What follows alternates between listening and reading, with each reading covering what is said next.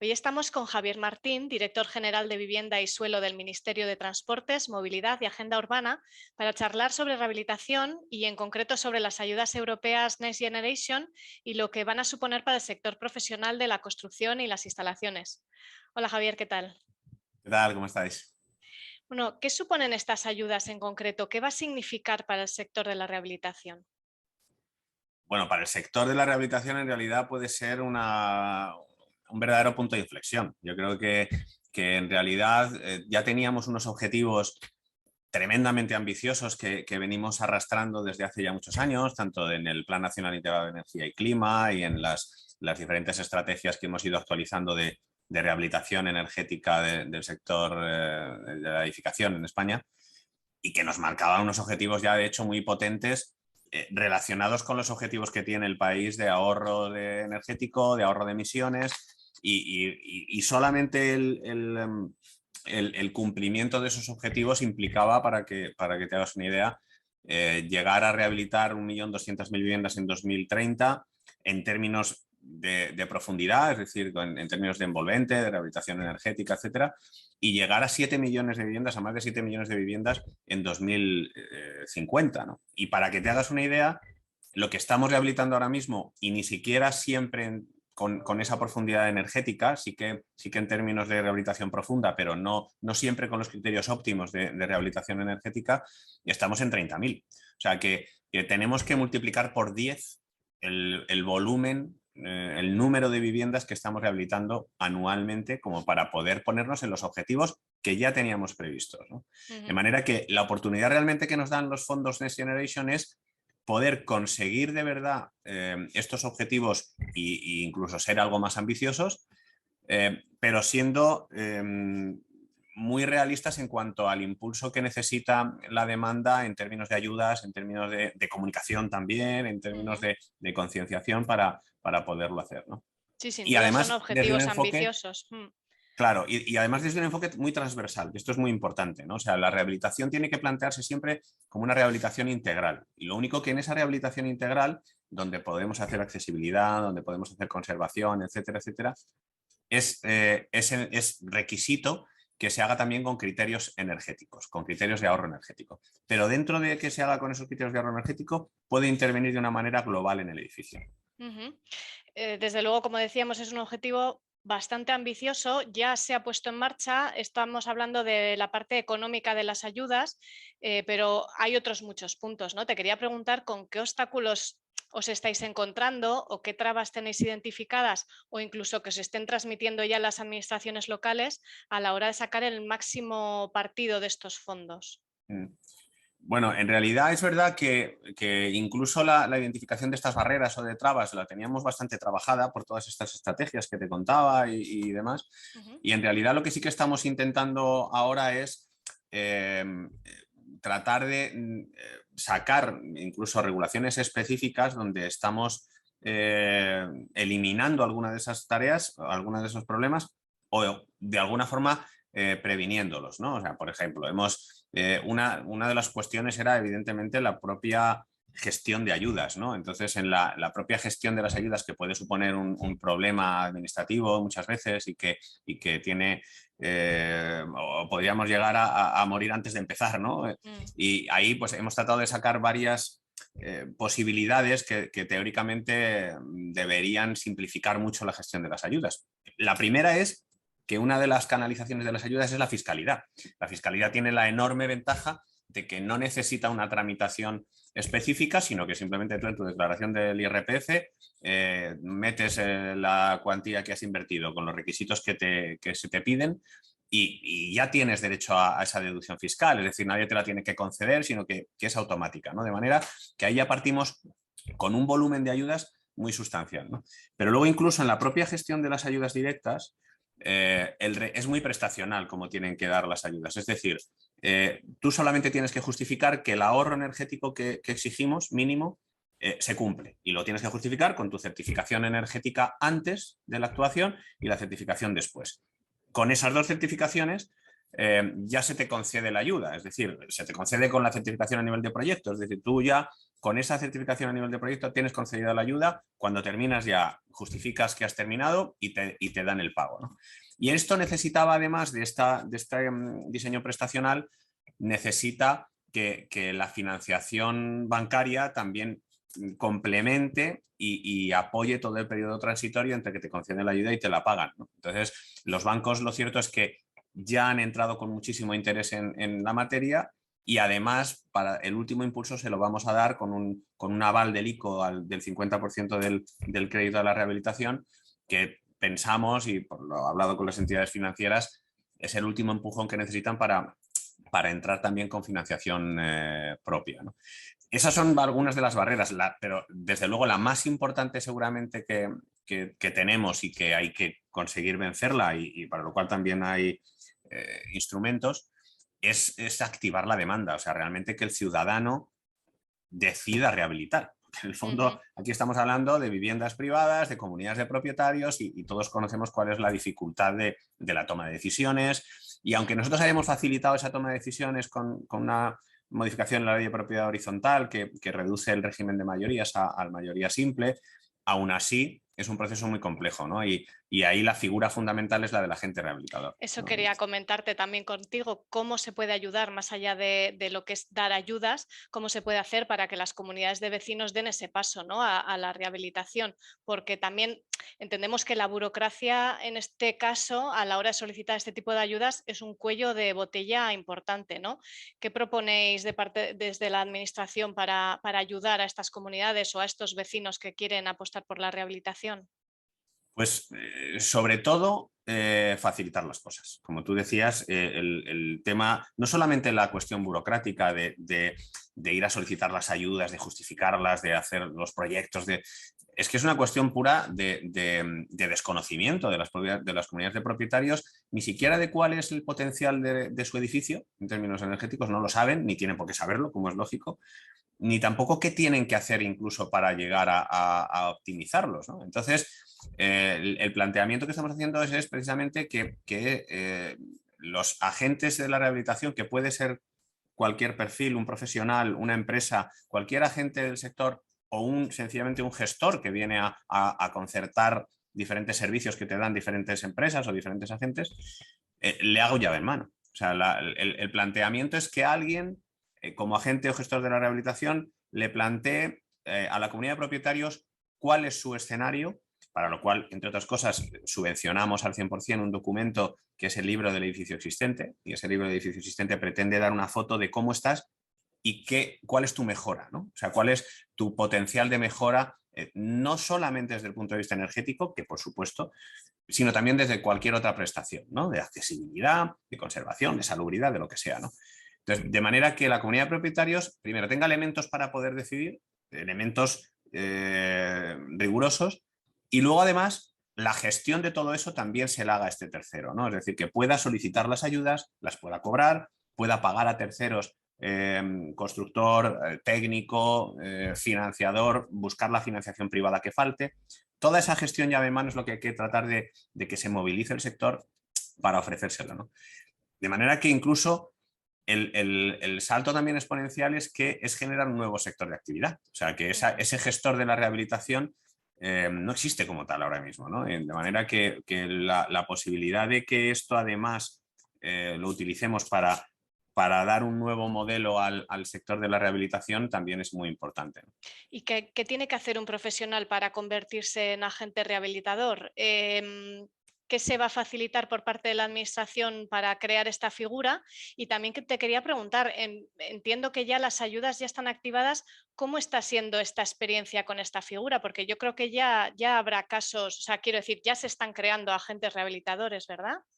Claro, el agente rehabilitador, en realidad nosotros no exigimos ningún perfil específico, es decir, que como te decía, puede ser cualquiera que concierte servicios y se los ofrezca a la comunidad de propietarios para la rehabilitación.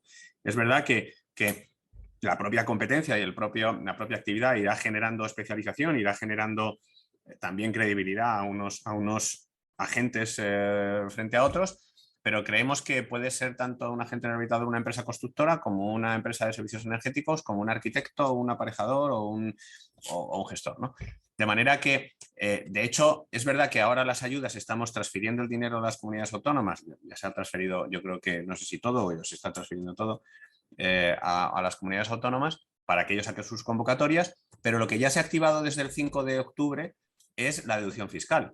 Y ya la deducción fiscal efectivamente te permite, además con esa seguridad que comentaba de que no tienes que esperar una concesión, sino que ya está aprobada por ley y por lo tanto ya este año ya las actuaciones que se hagan, los gastos que se tengan en ese concepto se pueden incluir, ¿no? Y ahí ya tienes un ahorro que es del 60% de la inversión con un límite de inversión de 15.000 euros por vivienda, pero ya te puedes beneficiar de una deducción fiscal del 60% de esa cantidad, con lo cual ya tienes una seguridad tremenda, ¿no? Esto, efectivamente, como tú bien dices, lo que ahora necesitamos es que todos estos potenciales agentes de la rehabilitación se movilicen al máximo, ¿no? Y esto, insisto, que lo puede ser cualquiera. Y evidentemente los colegios profesionales están muy activos en esta materia, las empresas constructoras también, en fin, todos los que eran parte de la cadena, ¿no?, de la rehabilitación, lógicamente van a tomar la rienda, pero también es el momento de las alianzas. Es decir, va a haber muchas asociaciones entre diferentes perfiles que conformen un agente rehabilitador que sea el que concierte todo ¿Y eso, estáis ¿no? percibiendo ya ese interés en la comunidad profesional? Absolutamente. Yo creo que tanto las empresas como los profesionales, yo creo que están ahora mismo en ebullición en ese sentido, como digo, generando alianzas, lo cual es tremendamente positivo porque multiplicamos el potencial. Yo creo que si pretendiéramos ir individualmente desde una empresa muy especializada o desde un profesional también muy específico, yo creo que nos equivocaríamos, y aquí lo que hay que potenciar precisamente son estas colaboraciones entre diferentes agentes que sean capaces, sobre todo que sean capaces de ofrecer al ciudadano lo que de verdad es óptimo para su edificio, ¿no? Y en esto nos la jugamos el sector, o sea, en generar credibilidad de que no le estás vendiendo una moto que a ti te interesa en tu perfil profesional o empresarial particularmente, sino que realmente vas a adaptar el producto a lo que de verdad necesita la comunidad de propietarios y que así lo perciba la comunidad de propietarios. Si no, no va a decidir. Es decir, si lo percibe como ya me están tratando de colocar otra cosa, ¿no? No van a entrar, ¿no? En este Yo creo caso que es importante lo que comentamos, ¿no? El papel que tienen que jugar tanto los agentes, esta nueva figura, como las empresas de construcción y rehabilitación, porque al final son las prescriptoras de la rehabilitación, ¿verdad? Es ese profesional que tiene que transmitir al usuario final la importancia de la rehabilitación. es fundamental. Sea cual sea el perfil de la gente, tiene que transmitir esa confianza y tiene que transmitir esa solución. Yo creo que es lo más importante. Y sobre todo hay una cosa que es esencial en todo este proceso, y es casar la demanda que ya existe de las comunidades de propietarios y de los ciudadanos, que seguramente no se focalizan tanto en el tema energético como en el tema de la accesibilidad o en el tema de la conservación, se focalizan más ahí. Hay que tratar de encajar eso con estos requisitos que son estratégicos de país y que por eso también motivan el que se pongan en juego fondos públicos con una ambición importante, porque en el fondo eso redunda en el bienestar de todos, ¿no? O sea, y en el bienestar y en el consumo energético y en las emisiones de CO2 y al final en el bienestar medioambiental, ¿no?, que tiene como consecuencia esto, ¿no? Javier, yo quería ir a un ejemplo muy práctico de cómo se debe realizar el trámite de estas ayudas para que al final, para que una comunidad de vecinos lo comprenda. O sea, ahora mismo hay una comunidad de vecinos pues que haya hecho ya una votación, que tenga claro, ¿no?, que ya ha pasado como esa primera fase de comprenderlo y decir, venga, vamos a la rehabilitación. ¿Qué tiene que hacer esta comunidad para acceder a esas ayudas? Que yo creo que es lo que se está preguntando mucha gente, los pasos Sí. prácticos que hay que dar. Vamos a ver, ahora estamos en un momento, como digo, intermedio, ¿no?, en el que tenemos movilizadas, como te decía, las deducciones fiscales, con lo cual ya tienen ahí una seguridad base. Y las ayudas directas se pondrán en marcha en estos próximos 2-3 meses. O sea, probablemente en el primer trimestre, eso depende de cada comunidad autónoma y cada comunidad autónoma irá sacando sus convocatorias donde van a publicarse. Pero en el fondo, respondiendo directamente a lo que dices, yo creo que lo más importante que pueden hacer es contar con un profesional que les haga esa gestión. O sea, yo creo que evidentemente, si en la propia comunidad de propietarios hay el suficiente conocimiento y la suficiente madurez como para poder hacerlo por sí mismos, no hay ningún problema. Es decir, la comunidad de propietarios, en el momento que se convoquen las ayudas, podrá solicitarlas a la comunidad autónoma a que corresponda, y sin ayuda, pues una vez hecho el proyecto, podrá solicitar la ayuda o sea, no solicitarla, perdón, podrá, una vez hecha la obra, podrá desgravarse en el IRPF. Pero lo más sencillo es que traten de ponerse en contacto con alguno de estos agentes de la rehabilitación que ya están intentando movilizarse, ¿no? ¿A través de dónde? Pues a través de colegios profesionales, por ejemplo, a través de asociaciones sectoriales, o lo que se va a poner en marcha también en estos próximos meses son las oficinas de rehabilitación, que van a movilizarse tanto desde iniciativa puramente pública. Ya hay oficinas de rehabilitación en muchas comunidades autónomas y por lo tanto ahí es el primer sitio donde tienes que ir a preguntar cómo tienes que hacer, e incluso a informarte de posibles agentes de la rehabilitación, que ahí te podrán informar. Pero también se están llegando a acuerdos, por ejemplo, con colegios profesionales para que estos ejerzan como oficinas de rehabilitación y den información y canalicen un poco ese proceso. Lo importante, como digo, es tratar de localizar un agente de la rehabilitación que te genere confianza y te genere credibilidad y ponerse en sus manos, porque él va a ser capaz, o sea, de hacer todo ese papeleo, de estar pendiente de la convocatoria, de elaborar los documentos técnicos que hagan falta, y es el que tiene que ir dando los pasos y proponiendo a la comunidad de propietarios que simplemente tenga que tomar las decisiones, ¿no? Valorar lo que le presenta, las alternativas que tiene y decidir, ¿no? Yo creo que ese es el proceso más importante, ¿no? Ponerte en manos de alguien que sea capaz de entender incluso las diferentes líneas de ayudas, porque hemos hablado específicamente de reducciones fiscales y de las ayudas que va a poner el Ministerio en esta materia, pero es que el Ministerio, por ejemplo, de Transición Ecológica tiene ayudas, por ejemplo, para puntos de recarga de vehículos en edificios y que son complementarias, es decir, que se pueden desglosar por un lado y por otro. O en algunos casos tiene ayudas de autoconsumo, que también las tenemos dentro de esto, ¿no? Es decir, hay veces que las diferentes líneas de ayudas, o incluso municipales, que muchas veces están ya convocadas, las tiene que percibir, las tiene que juntar alguien que se dedique a eso. Es muy difícil que una comunidad de propietarios tenga la capacidad, el tiempo y la dedicación para poder montar ese puzzle, ¿no? Entonces esto es lo más importante. Además, estamos hablando de rehabilitación como ahora mismo te estoy preguntando de una forma muy general, pero es verdad que no hemos hablado de qué requisitos hacen falta para que conseguir estas ayudas, al margen de hacer todo lo que es la gestión, el papeleo. ¿En qué momento te dan esas ayudas? Quiero decir, ¿qué tipo de rehabilitación hay que llegar a cabo? Mira, el planteamiento, ya te decía al principio, el planteamiento debe ser de rehabilitación integral. Ahora, para recibir ayudas hay varios escalones. El primer escalón en realidad es si la rehabilitación la vas a hacer solamente en tu vivienda, en tu piso, ¿no?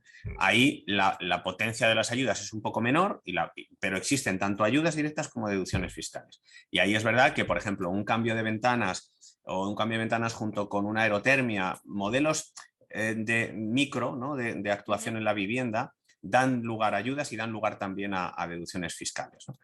Pero la más potente es cuando actúas en el edificio completo, ¿no? Ya sea unifamiliar o ya sea de comunidad de propietarios. Pero cuando actúas en el edificio completo vas a tener un mínimo de ahorro en consumo de energía no renovable del 30%, es lo que te pedimos, ¿no? Pero si el edificio, en combinación con el clima, es capaz de llegar a un ahorro del 60%, por ejemplo, vas a tener mucho más porcentaje de ayuda y más volumen de ayuda. ¿Qué significará eso? Que te tienen que hacer el análisis técnico en función de lo máximo que pueda alcanzar tu edificio.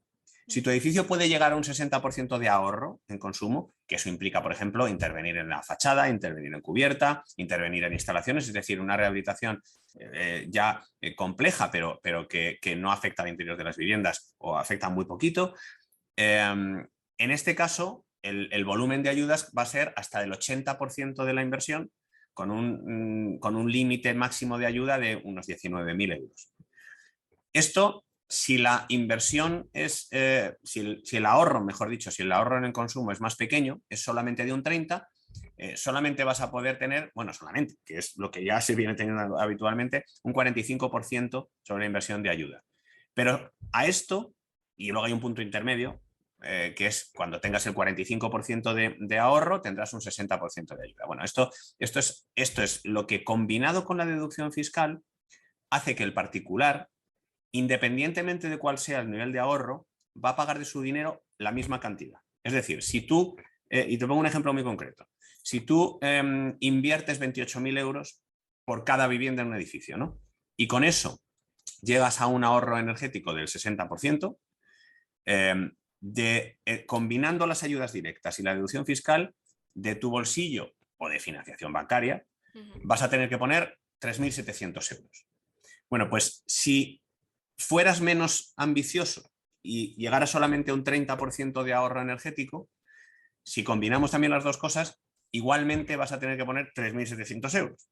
De manera que lo que le interesa a la comunidad de propietarios y lo que le interesa a todo el mundo es tratar de maximizar el ahorro, es decir, cuanto mayor ahorro consiga, mejor, ¿no? De manera que no perdamos oportunidades. La mayor desgracia muchas veces es cuando se rehabilita y no se llega a lo óptimo, ¿no? Es una pena porque ya no vas a volver a rehabilitar. Es muy difícil que una comunidad de propietarios vuelva a tomar la decisión en un plazo breve para volver a rehabilitar, ¿no? De manera que el diseño está pensado para que el planteamiento de la rehabilitación sea máximo, ¿no? Sea óptimo. Pues sí, es interesante por lo que dices, que al final se busca apostar por la máxima rehabilitación energética en el Exacto. edificio.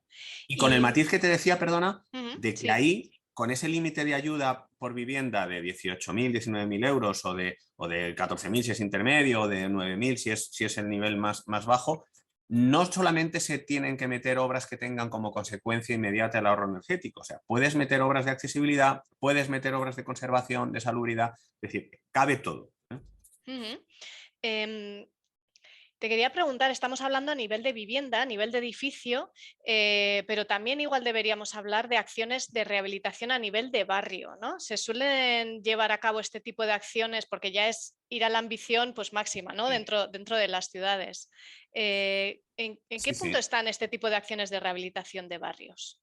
Bueno, en realidad esto es una cosa que ya en el fondo se viene haciendo con los denominados, nosotros al menos con la financiación del Ministerio, con los denominados ARRUs, las áreas de rehabilitación y regeneración urbana, que venimos financiando desde hace ya bastantes años, casi 10 años con este modelo, pero ahora el matiz es que tenemos que incorporar sí o sí criterios de eficiencia energética, ¿no?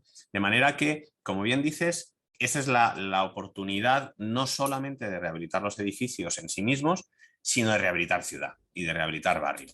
Y ahí se nos abre un panorama, como bien dices, espectacular, ¿no? Porque al final se trata de que no vaya desacompasada la rehabilitación del espacio público, la regeneración de ese espacio público con la rehabilitación y la regeneración de las viviendas, ¿no? Y que muchas veces además esos entornos, esos barrios, suelen ser los que suelen tener unas condiciones constructivas de peor calidad y que además son las que suelen tener familias con peor nivel socioeconómico. Por lo tanto, no solamente consigues, digamos, rehabilitar esa zona de ciudad, rehabilitar los edificios, darles mejor calidad de vida a los ciudadanos, sino que realmente el objetivo es llegar a integrar esos espacios, esos barrios con más vulnerabilidad, integrarlos en la ciudad realmente y romper esas burbujas de vulnerabilidad que muchas veces se producen, a veces producidas por la propia edificación, ¿no? La propia edificación tiene unas características tan malas que hacen que la población no se regenere y no se integre con la población circundante, ¿no? Y esto está ocurriendo en todas las ciudades de España. O sea, en todas las ciudades hay barrios o hay edificios que terminan generando bolsas de vulnerabilidad que se retroalimentan por ese estado deficiente de los edificios y además en los que los ciudadanos no tienen capacidad de rehabilitar, ¿no? De manera que incluso las ayudas van a poder ser hasta del 100% para cuando hay circunstancias de vulnerabilidad. Es decir, que si una familia no puede hacer frente porque esté con ingreso mínimo vital, porque esté en paro, etcétera, va a poder haber una ayuda social que se le financie el 100% de la inversión, que nadie quede atrás, ¿no? Yo creo que esto es muy importante. Y además la otra cuestión que siempre ha sido también una barrera importantísima para estas ayudas, y es que no tributan estas ayudas. Es decir, quien reciba una ayuda por este concepto no lo tiene que imputar luego al año siguiente en la base imponible de su declaración de la renta, o si no tenía que declarar, ahora de repente tiene que declarar y le toca pagar no sé cuánto y encima pierde la beca de comedor de los hijos o de no sé qué, ¿no? No, pues estas ayudas no tributan porque están concebidas, como te decía, como una ayuda al edificio, ¿no? Y una ayuda estratégica del Estado para renovar el parque edificado y renovar la ciudad. Yo creo que esto viene en relación con la agenda urbana española, con esa nueva Bauhaus que está intentando impulsar la Comisión Europea y que tiene que ver en el fondo con la calidad de nuestro entorno construido, con la calidad de nuestras ciudades y la calidad de las viviendas. Sin duda estamos en un momento de mucha oportunidad para los profesionales de la construcción, de la rehabilitación, pero tenemos oportunidades, pero también tenemos grandes retos, porque este mismo sector ahora mismo se está hablando mucho de la falta de profesionales en el sector. Quiero decir, nos vamos a enfrentar ahora mismo en los próximos años a muchas peticiones de obra, de rehabilitación. Entonces, te quería preguntar sobre tu visión de qué retos tiene ahora mismo este sector y también qué apoyos o herramientas pues, les puede proporcionar la Administración para que luego las demandas de rehabilitación sean una realidad. Sí, efectivamente, lo que... A ver, yo de todas formas cuando a veces nos planteáis esto, digo, bueno, eso será que estamos muriendo de éxito, ¿no? Con lo cual eso habremos llegado a un primer objetivo conseguido, que es activar la demanda, porque ahí es donde, insisto, que está realmente el gran reto, ¿no? Pero es verdad que el sector tiene que estar preparado para afrontar esa demanda, ¿no?